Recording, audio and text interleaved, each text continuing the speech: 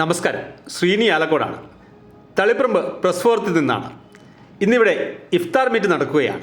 Payyanur I ഫൗണ്ടേഷൻ്റെ സഹകരണത്തോടെയാണ് ഇത്തവണ press forum ഇഫ്താർ സംഗമം സംഘടിപ്പിച്ചിട്ടുള്ളത്. കണ്ടെയ്നറിൽ ഇങ്ങനെ ഫ്രൂട്ട്സൊക്കെ ഒരുക്കുന്ന തിരക്കിലാണ് നമ്മുടെ പ്രിയപ്പെട്ട സഹപ്രവർത്തകർ.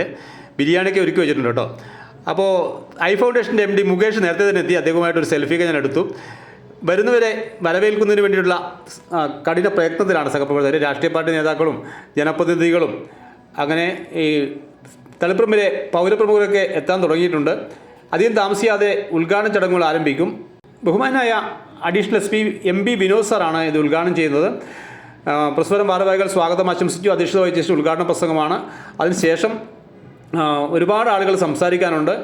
തളിപ്പറമ്പിൽ ഇത് ആദ്യമായിട്ട് നടക്കുന്ന ഒരു സംഗമമല്ല. ഇതിനു മുമ്പും പലതവണ ഇത്തരത്തിൽ ഇഫ്താർ സംഗമം നടത്തി ശ്രദ്ധേയമായ പ്രവർത്തനങ്ങൾ കാഴ്ചവെച്ച ആളുകളാണ് പ്രസ് ഫോറം ഭാരവാഹികൾ, പ്രസ് ഫോറം പ്രവർത്തകർ.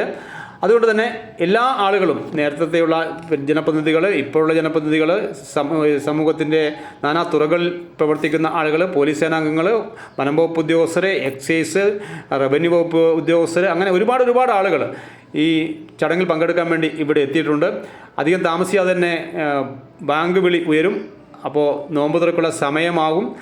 അതിനുവേണ്ടിയുള്ള കാത്തിരിപ്പാണ്. അതിനു മുമ്പ് പെട്ടെന്ന് ആശംസകൾ പറഞ്ഞ് തീർക്കുവാനുള്ള തിരക്കിലാണ് സംഘാടകർ. അപ്പം എല്ലാ പഞ്ചായത്ത് പ്രസിഡന്റുമാരുണ്ട് കേട്ടോ. ചപ്പാരപ്പടവ്, പട്ടുവം, ആന്തൂര്, അങ്ങനെ ഒരുപാട് പഞ്ചായത്ത് തദ്ദേശ സ്വയംഭരണ സ്ഥാപനങ്ങളുടെ അധിപന്മാർ, പ്രസിഡന്റുമാർ, ചെയർമാന്മാർ, വ്യാപാരി വ്യവസായികൾ, അങ്ങനെ ഒരുപാട് ആളുകൾ എത്തിയിട്ടുണ്ട്. ലോയേഴ്സിൻ്റെ അസോസിയേഷൻ്റെ ആളുകൾ, പോലീസ് ഡിപ്പാർട്ട്മെൻറ്റിൻ്റെ ഉദ്യോഗസ്ഥർ, വ്യാപാരി സമിതിയുടെ ആളുകൾ, അങ്ങനെ എല്ലാവരുടെയും ആശംസാ പ്രസംഗം കഴിഞ്ഞു. അപ്പോഴേക്കും ബൈജു നന്ദിയും പറഞ്ഞു.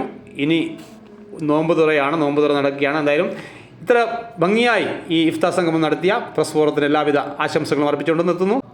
എല്ലാവർക്കും നന്മ വരട്ടെ. മറ്റൊരു വിഷയമായി വീണ്ടും കാണാം. Good bye.